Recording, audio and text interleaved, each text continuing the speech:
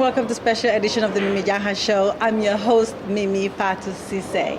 I am live in New York, in Manhattan. I mean, it's been such a great honor to have this special guest on the show today. Talking about this man gives me goosebumps. When I say goosebumps, you will understand the reason why at the end of this show. With that being said, I would love to you to welcome the most incredible man in our time, in our generation. And the beauty about this man is that he is actually an African man that's been doing wonders here in the United States. Without further introduction, ladies and gentlemen, I would love for you to meet my special guest for today, Mr. Mo Gates. Without further introduction, welcome on the show, sir. Thank you for having me. I am delightful, and it's so humbling to have you on the show. Just knowing everything that you've been doing and everything that you stand for is just so humble to have you on the show. And I want to thank you so much for giving me this opportunity to be on the show. So for the viewers that are watching the show, I know most of you already know who this man is, but for the viewers that are watching the show don't really know who you are. Tell us a little bit about yourself. That would be a lot to talk about if I gotta. We want to hear every single bit of it, right? I'm a young entrepreneur, Senegalese. That's how I can start with the conversation. But if you would ask me something specific, then that would help me a lot to answer your questions. Well, we got more coming up anyway. So with that being said, Mr. Mo, if you could just kind of like elaborate to us, tell us a little bit about your beginning as a childhood, because we're going to get to everything that this man has been working on. But if you can just tell us a little bit about your upbringing as a child, what are some things that really inspired you as a child growing up? I think my dad inspired me a lot. My mom as well. She did inspire me a lot. She worked. She was a teacher, and she worked at a school teaching kids. And my dad was a lawyer.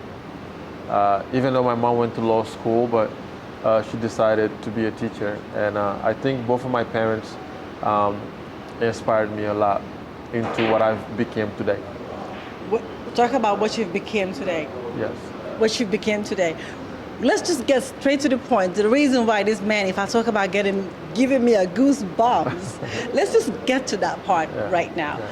You did something so incredible during the height of the pandemic, which was your outreach. Yeah. Every time I watch some of those videos and just the clips behind the scene, how well you put yourself together, and you helping communities, not just individuals. Yes. That is something that I think it is so epic. If you can just tell us about that, what really inspired you to start that outreach during the time of the year, the time of the pandemic, and you kept going nonstop, and you were taking money from your own pockets to give it to this amazing, wonderful organization. You have to make us understand that, because I know I'm stingy sometimes. But just all joke aside, let us know what was going through your mind. And when you started the outreach, did you just wake up in the morning and say, you know what, I'm gonna start giving away my wealth?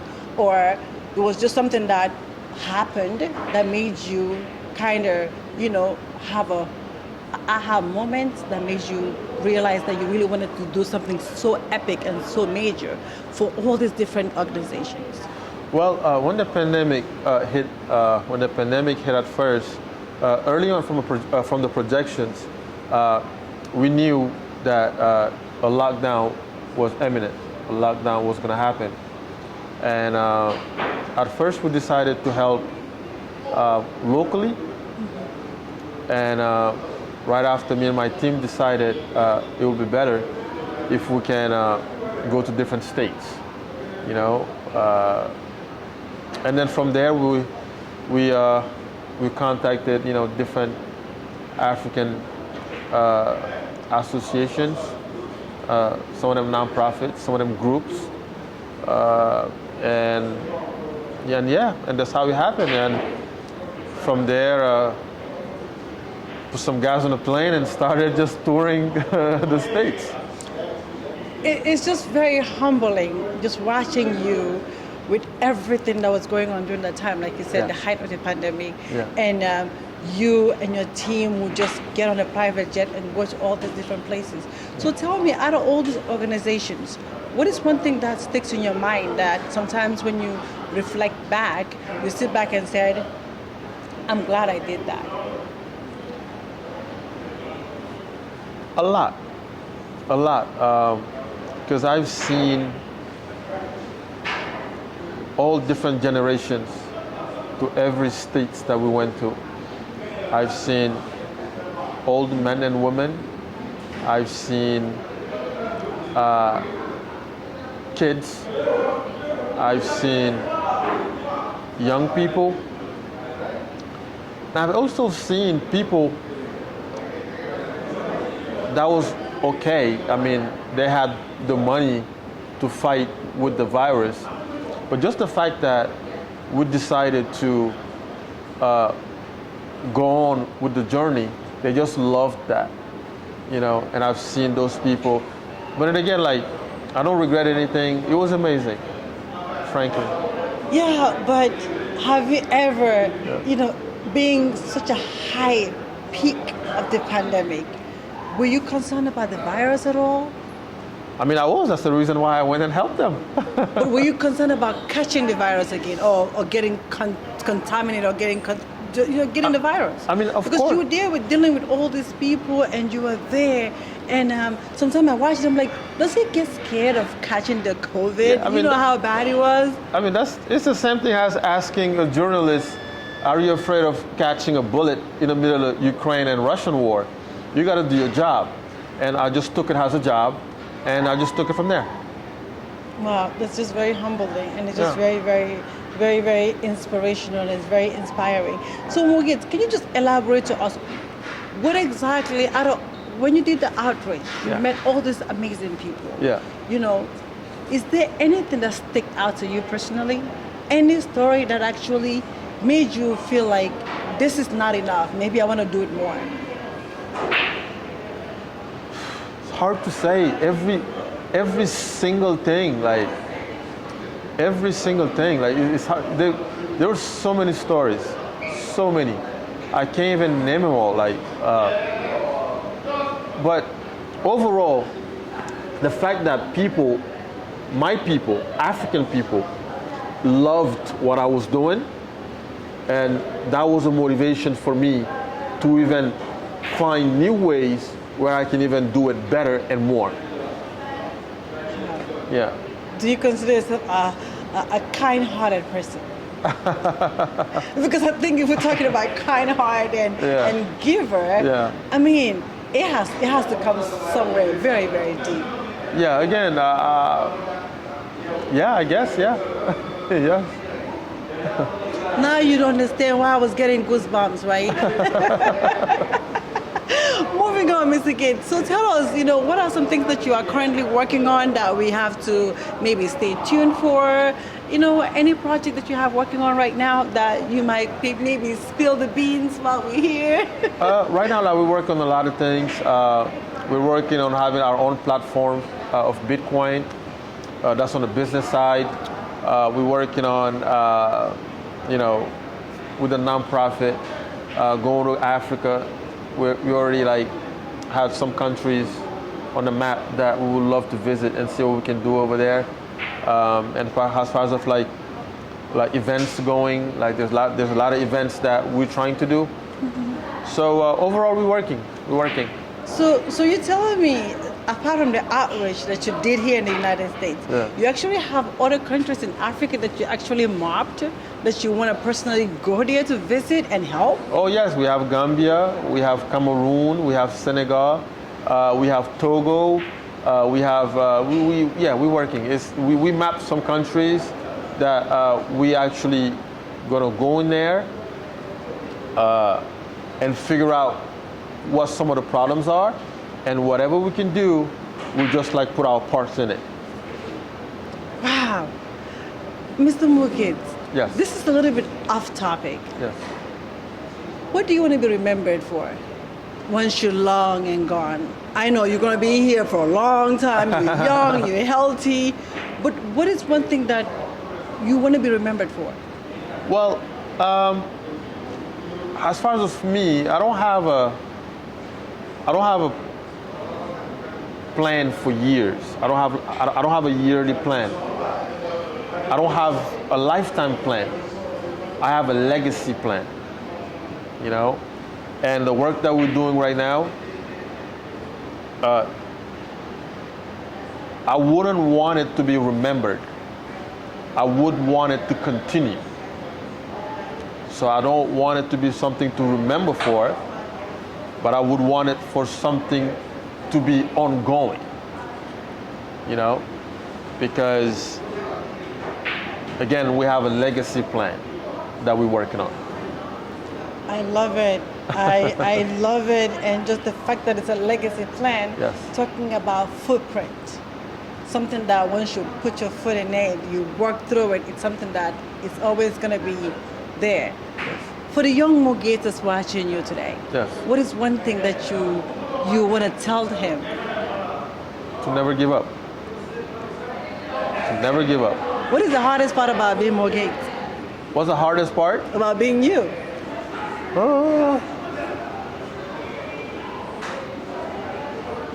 There's everything to love and nothing hard. Can we just talk about perfection? So everything to love, nothing hard. Nothing hard at all. What is one thing you love about Mogates?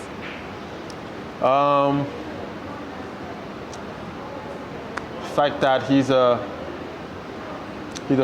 philanthropist. He's into his people, right? He's into the African people. He's into his beliefs. He's into working for his legacy plan. And it's a lot. It's a lot.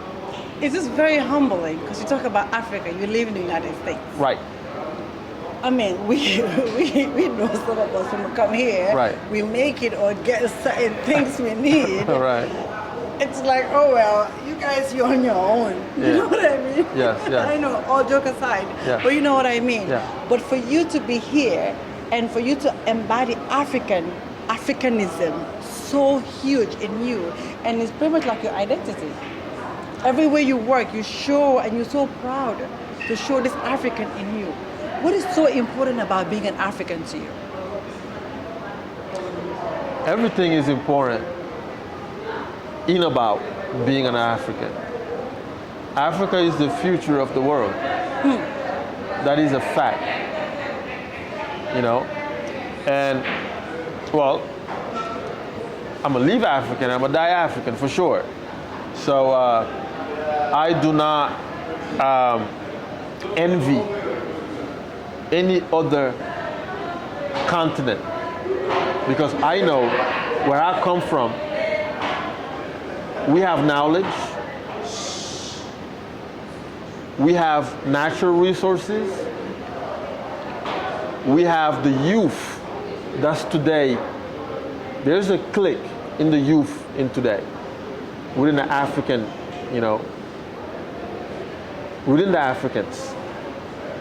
I always said it. It seems like since Black Panther came out, now even the African Americans want to be African, you know. Wakanda forever. Right, right, Wakanda forever, right? So Africa is beautiful, you know, and I'm proud to be African. You just laid out pretty much every important thing about Africa. But you said something here, Africa is the future. Yes. What makes you believe that? African will always be the future, you know.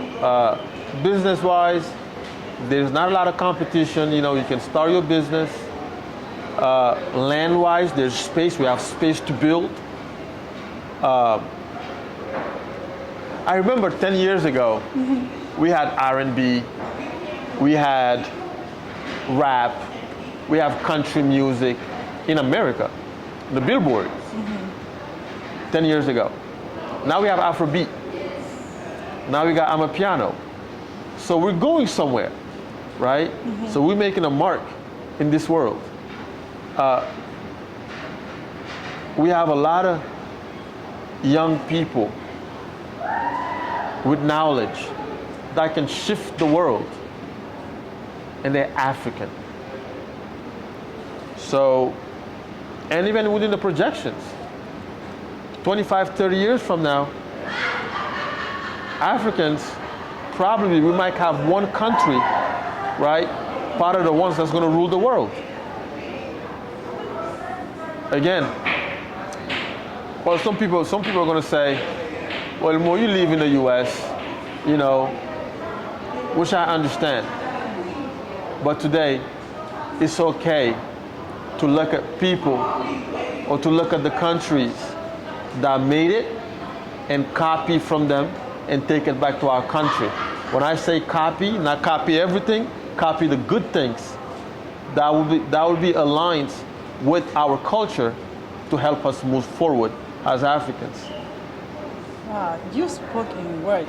Yeah. You spoke in speaking words. Like you used your words so carefully, and it's just very, very, very inspiring. For the Africans that are watching the show, Yes. we all know some of them or some of us, because I don't like taking myself out of the equation. Yeah. You know, you come in the U.S., you get so comfortable. What advice do you have for them right now as you're sitting here? You live in the U.S., you've accomplished all this greatness here in this country, but for some reason, your whole ideology and your standpoint is rebuilding Africa. Yes. For the ones that are here comfortable, sitting down, have their comfortable jobs, have their comfortable homes, what advice do you have for them?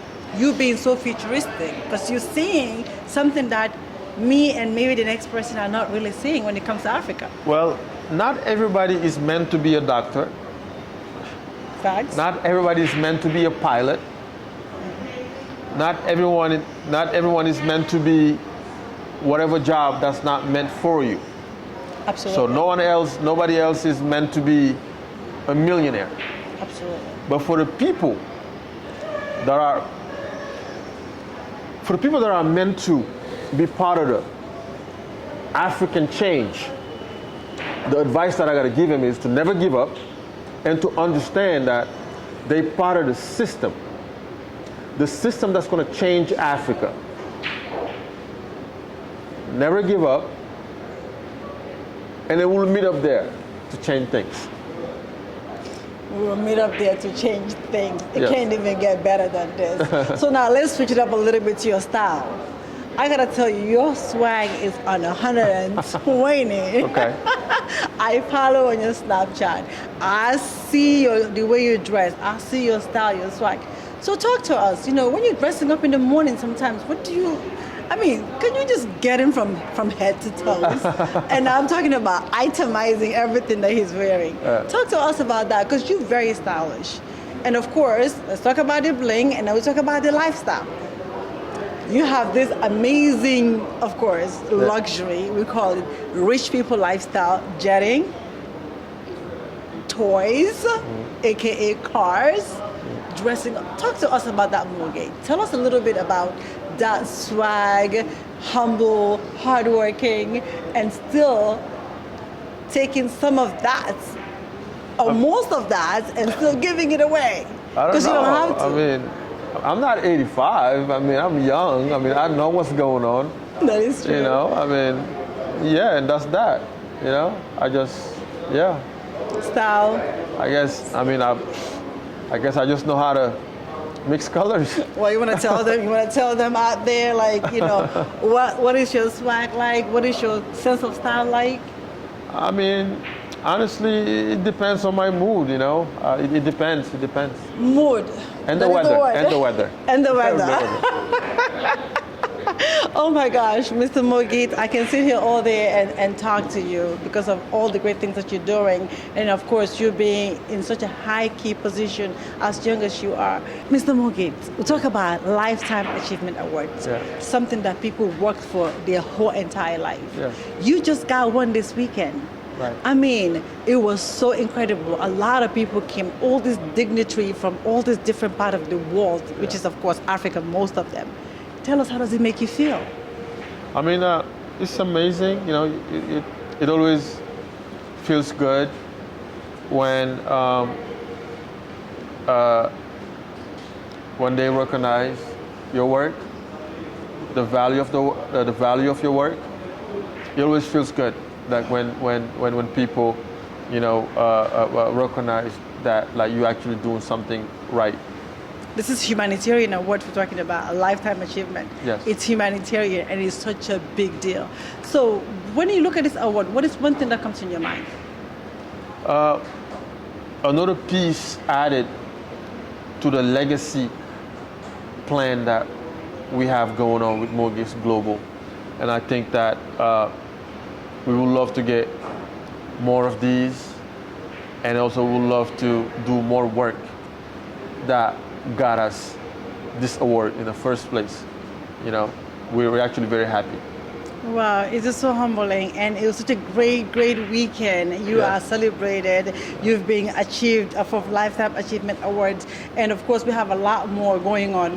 We're gonna make sure you see everything behind the scene, because I cannot just tell you everything. You're just gonna have to keep watching. Unfortunately, we're gonna have to end this at some point. Right. I know you're giving us this opportunity of a lifetime, and I want to personally thank you from the bottom of my heart. course. This means so much to me. Just sitting here with you, and you giving me this time.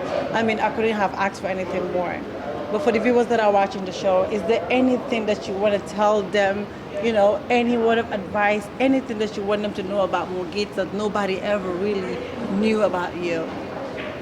I live a public lifestyle. I think everyone knows what Mortgage is about. But Publicly. publicly, true. But then I just want to tell the youth out there that it's possible. There's going to be bumps on the road, but it's possible. It's possible. And I love all my African people. And we love you too. Thank you. Well, thank you so much, Mr. Gates. On that note, like I said, it's hard to say goodbye, but we have to go. Mr. Mo, thank you so much for the time, and thank you so much for the opportunity. On that note, I want to thank you guys so much for tuning in and watching another exclusive with Mimi Fatou Cisse. I am your host. Until then, I'll see you guys soon. This was an exclusive with Mr. Mo Gates. You already know. For now, I'll say goodbye. Nice. Thank you. That's good.